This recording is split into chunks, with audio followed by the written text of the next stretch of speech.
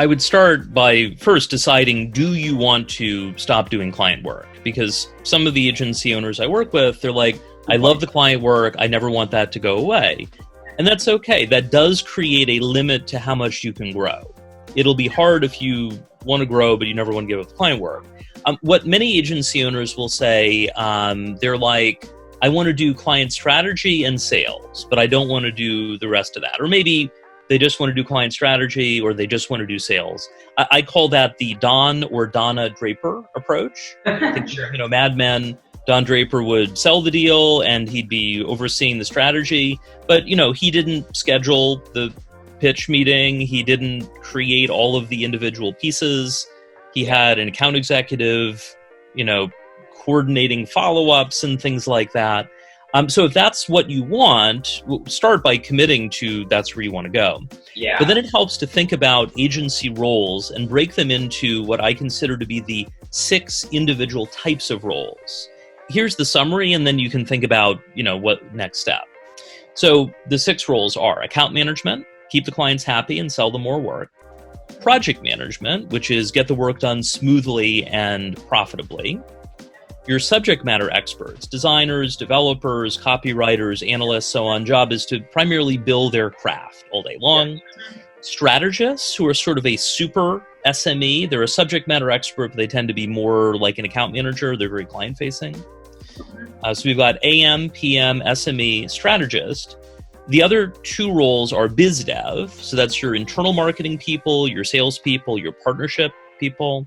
And then the final category is support, which is your operations people. Gotcha. So decide as an owner, which of those do you want to do? When you got started, you had to do a bit of all of those. Yeah. You couldn't get away. But as you've grown, especially as you're growing toward or past 7 figures, you don't want to do all 6 of those anymore. Yeah. You can't.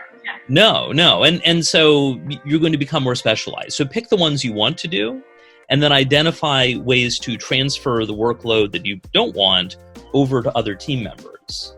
As you think about reducing your day-to-day involvement, you need someone to delegate to if something has to happen, but you don't want to do it. It doesn't just magically happen. I will say that it is easier to delegate subject matter expert work that often is more behind the scenes rather than the client-facing work. If you've been the account manager for your biggest clients, you may never transition them to someone else on your team, but definitely start transitioning all new accounts. Sure. So say if you're the salesperson or you're doing sales, you're like, hey, we're looking forward to moving forward. Let me introduce you to so-and-so who is your account manager. Or depending on your agency, they might have a project manager title, but they're the day-to-day client contact. The key thing is you are transferring your relationship capital with the prospect to your team member. That's not to say that you'll never talk to the client again. If you're wearing the salesperson hat, you want to check in with the client on a regular basis just to make sure things are going smoothly. Right. But you're basically transferring, your capital to the account manager so that you can be like, they're going to take great care of you. And that's how you start the transition.